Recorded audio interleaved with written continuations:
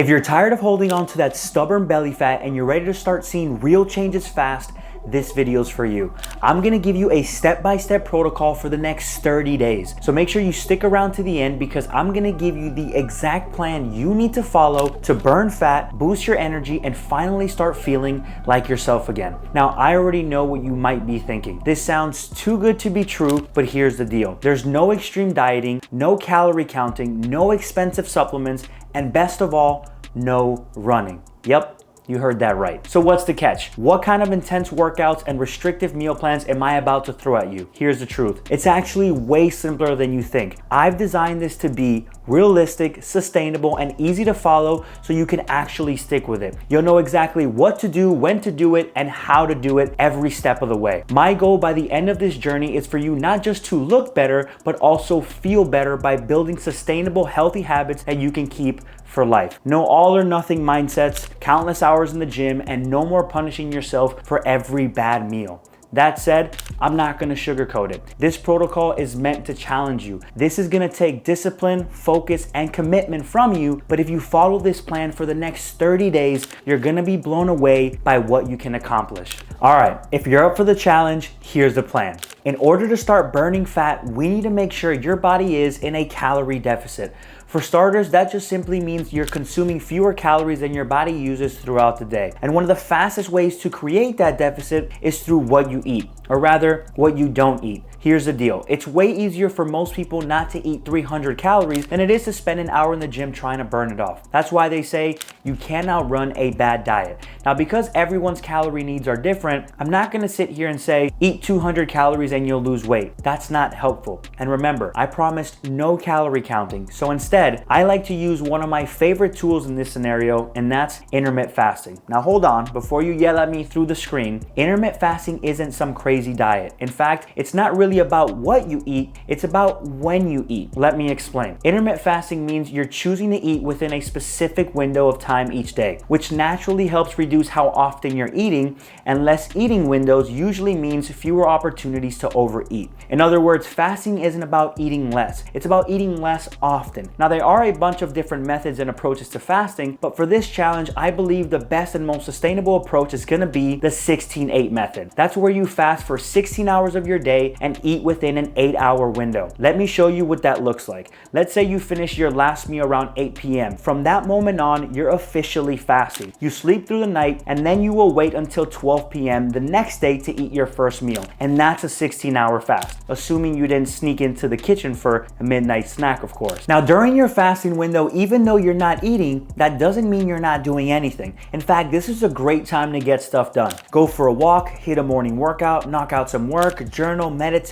or even sleep a bit longer. Trust me, you'll be surprised how much more productive your mornings feel. Now, even though during your fasting window you aren't eating, you can still enjoy drinks like black coffee, tea, water, or sparkling water while fasting. I personally like to add a little lemon or an electrolyte packet to my water. It makes it more enjoyable and helps me keep those hydration levels up. Now, your fasting window doesn't have to be like I suggested. If you prefer to eat dinner at 6 p.m. and then break your fast at 10 a.m., it's totally flexible. The key is to pick a schedule that actually works for you and your lifestyle. Now, in the beginning, you may experience some hunger spikes, and that's totally normal. Your body's used to eating at certain times, but trust me, after a few days, it starts to adapt. In fact, a lot of people actually notice more focus and clarity in their mornings without that sluggish crash you get from eating a heavy carb-loaded breakfast. So I'd recommend taking advantage of this time and using your mornings to tackle your most demanding tasks while your brain is firing on all cylinders. Also, if you want to learn more about all the science behind intermittent fasting, check out my guy Ben Azadi over at Keto Camp. His channel is the best for fasting, keto, and all things metabolic health. So now that we've got your intermittent fasting plan locked in, let's talk about the next big question. What should you actually eat during your feeding window? Since we're not counting calories, I want to keep this as simple and as effective as possible.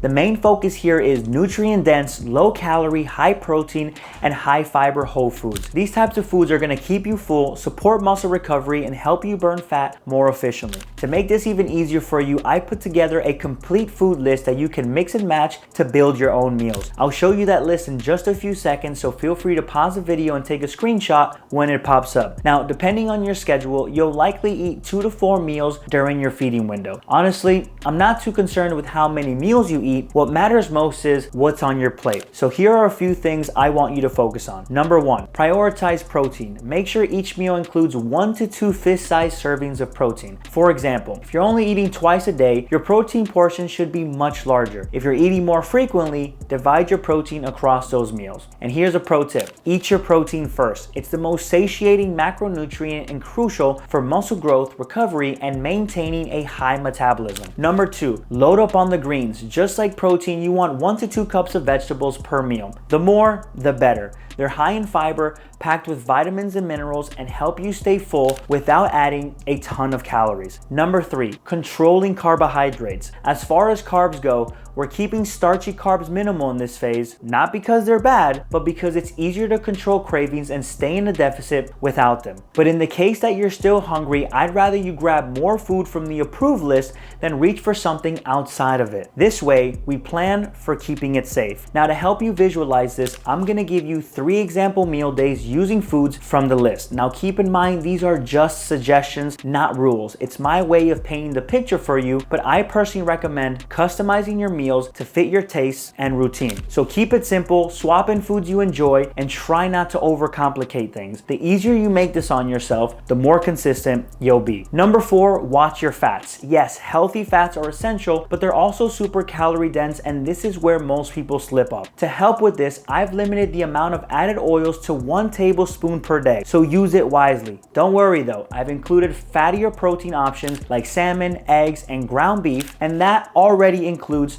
plenty of fat. As far as cooking your meals, I suggest sticking with olive oil, coconut oil, or avocado oil spray, and that's really all you need. Number 5, stay hydrated. Water is a non-negotiable. If you're a female, aim for 2 to 3 liters per day, and if you're a male, shoot for 3 to 4 liters per day. Carrying around a bottle of water has always been a great reminder to fill up and drink up. As far as what to avoid, skip the sugary drinks. The sodas, the sweet teas, lemonades, and sports drinks are just liquid calories that don't satisfy you and only make it harder to stick to the plan. Instead, go for sparkling water, flavored water, or even diet soda if you need something more satisfying with your meals. These can help curb cravings and give you that something extra without sabotaging your results.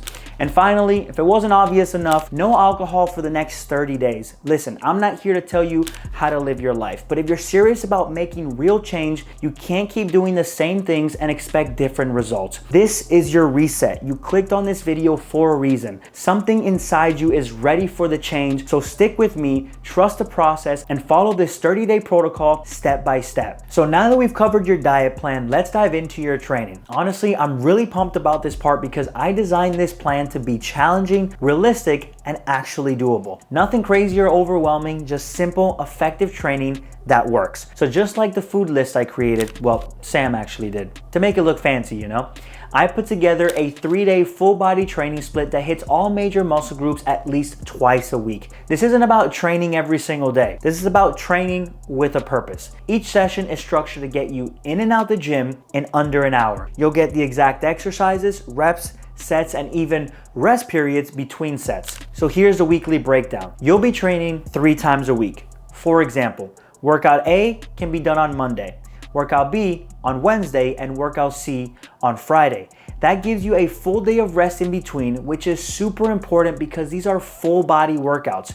Your body needs time to recover, rebuild, and come back stronger. Now, you don't have to do it my way. You can adjust the days based on your schedule. Just make sure you're leaving at least 1 day in between sessions to rest and recharge. Here are some things I want you to remember and focus on while you're training in the gym. This hour is your time, not your social hour, not your scrolling Instagram time, your time. So set your phone on Do Not Disturb, put on your favorite playlist, and lock in. These 3 sessions are your opportunity each week to push yourself, to build strength, and to show up for yourself. So don't waste them. During your training, the main focus should be progression. Progressive overload is the key to making progress. Here's how to do it. Each week, I want you to try and beat the previous week. Do that by adding 1 to 2 more reps with the same weight, increase the weight 2.5 to 10 pounds, or aim to improve your form and control. This is how we will make progress over time. We're not chasing perfection, we're chasing better. Just a little bit better every workout session. Also, don't just go through the motions. If a set from the workout plan calls for 10 to 15 reps, you shouldn't be using a weight you can easily crank out for 20 reps with. Instead, choose a weight that challenges you, one that makes that last rep feel like a grind. That's where the magic happens. At the end of the day, the numbers are just a guide. What really matters is your effort. That's what's going to really get us moving. So show up, work hard, challenge yourself, and enjoy the process. And most importantly,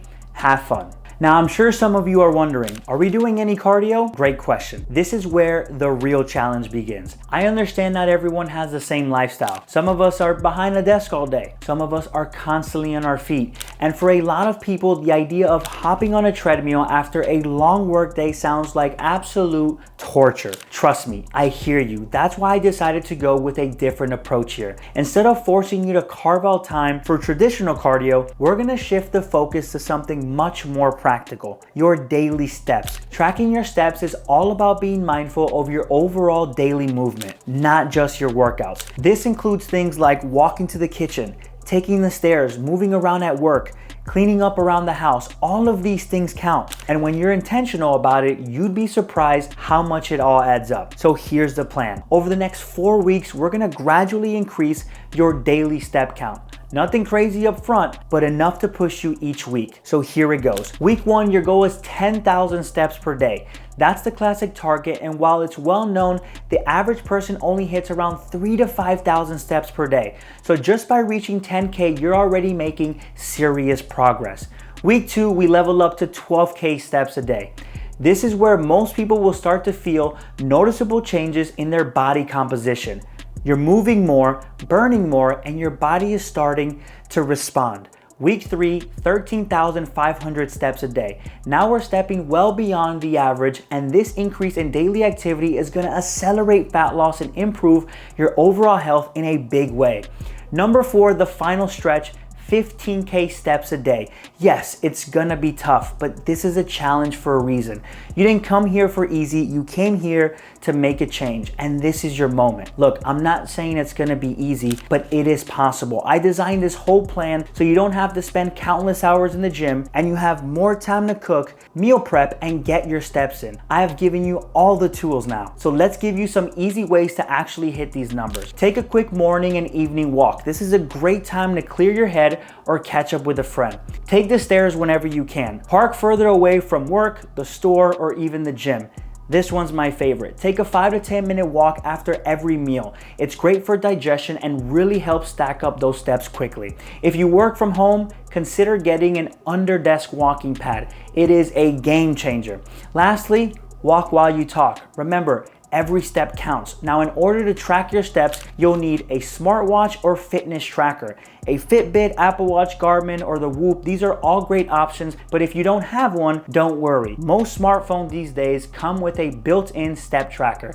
You just have to keep your phone on you so it can log your movement accurately. The beauty about step tracking is it makes movement part of your day, not something you have to carve out extra time for. It's the easiest, most underrated way to boost fat loss, improve energy, and support your health, all while keeping things realistic. And remember, we're not just doing this for 30 days. We're building habits that you can stick with long after this challenge is over. So now that I've pretty much laid out your entire game plan for the next 4 weeks, there's just a couple more things I want to cover before we kick things off. Let's talk about sleep. Now, I'm not going to give you a whole lecture on sleep here. We all know it's important, but these next 4 weeks, they're going to be challenging. And how well you sleep will directly impact how well you recover, how energized you feel, and even how hungry you are the next morning. So here's what I recommend. Aim for 7 to 9 hours of sleep per night. If you're currently getting less, do your best to increase it gradually. Not only will it help with fat loss, it will help preserve that hard-earned muscle you're building as well. Here are 3 simple things you can start doing tonight to improve your sleep. Number 1, no caffeine after 2 p.m. Number 2, limit your screen time 30 to 60 minutes before bed. And number 3, cool down your room to 60 to 67 degrees Fahrenheit. So yes, get ready to get nice and cozy. All right, the final thing I'd like to talk about is tracking your progress. This part is super important. We're not just doing all of this to feel better, we want to see results too. So here's how I'd like for you to track your progress. Before starting the challenge, take before photos. A front, side, and back shot will be perfect. These are for you and not for anyone else. Then repeat this process with new pics each week under the same lighting to really see the changes. Next, weigh yourself daily. If daily weigh-ins don't mess with your mindset, great. Do it first thing in the morning after using the bathroom and before eating. If not, 3 to 5 times per week is more than enough. What matters most is the weekly average, not the day-to-day fluctuations. If you have a smart scale at home, use it. These are great to give you more insight than just your body weight alone. Also, pay attention to how your clothes fit. Sometimes the scale won't budge, but your jeans will tell you everything you need to know. During this process, it's also important to check in with yourself. Are you sleeping better, feeling more energized, craving less junk food? These are huge wins that matter just as much as the scale or the mirror. Now, last thing, before you start planning your meals and mapping out your gym days, I want you to promise me one thing. Once you start this challenge, I want you to commit to finishing the 30 days. No matter what happens, if you miss your steps one day, if you eat something off plan, if life happens, and it will, it's not over. You don't quit, you move on to the next day, and you get right back on track. One bad day does not define your journey, only quitting does. So give it everything you've got. You have all the tools in your hands now. This is your time, and I cannot wait to hear about your progress. If you have any questions before starting or even during the challenge, drop them in the comments and I'll be more than happy to help you out. Now, if you're ready to crush this thing, smash that like button for me, subscribe to the channel if you're new, tap that bell, that way you never miss a video, and I'll see you all in the next video. Good luck, everyone.